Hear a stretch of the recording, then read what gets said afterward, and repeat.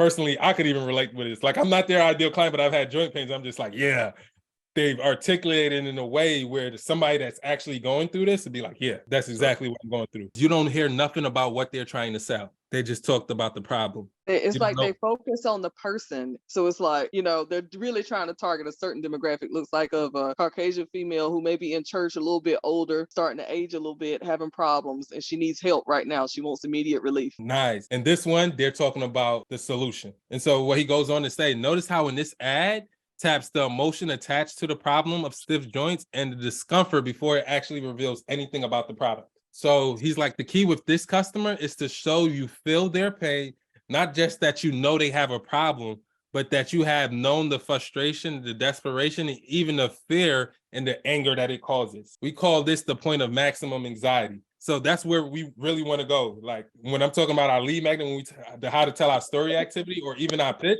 like what's the point of maximum anxiety when they drew that line in the sand? If you could clearly articulate that and you put that in your messaging, you're going to attract the people that have felt that pain. Does that make sense? Yeah. And once you can identify it, you'll find an open avenue for making an emotional connection. He said, this kind of copy says loud and clear, I sympathize before it even tries to begin to name the benefits or mention the products. Many classic ads fall into this category, saying. So that's how we start off like, yo, I know where you've been. I've been there too, essentially is what they're doing here. We're not talking about what we're trying to sell or anything because they don't care about what we're trying to sell.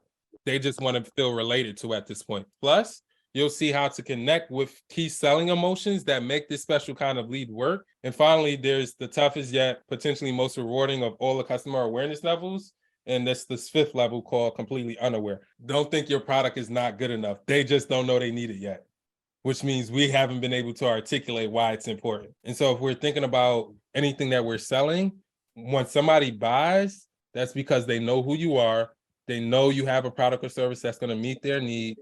They know that there are other competitors like yours out there, and they've decided to work with you amongst all of those. And you have a specific problem that's worth solving to them. That's when there's an exchange of money.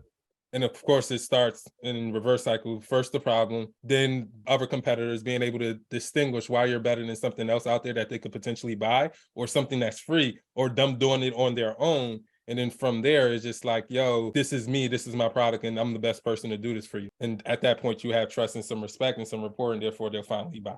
So that's the cycle. All he's saying is this is where companies eventually make their fortunes, but this is not where you would want to start off because it'll brutally devastate your self-esteem. If you're a new entrepreneur and this is what you got to deal with, it could potentially crush your confidence.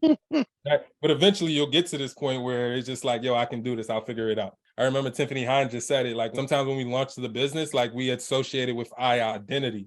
And when it doesn't work, we think it's us. And it's just like, no, it's just the marketing, the messaging, or the target. It wasn't you or your ability. It's how you positioned and targeted and marketed in the messaging. Does that make sense? Yes, sir.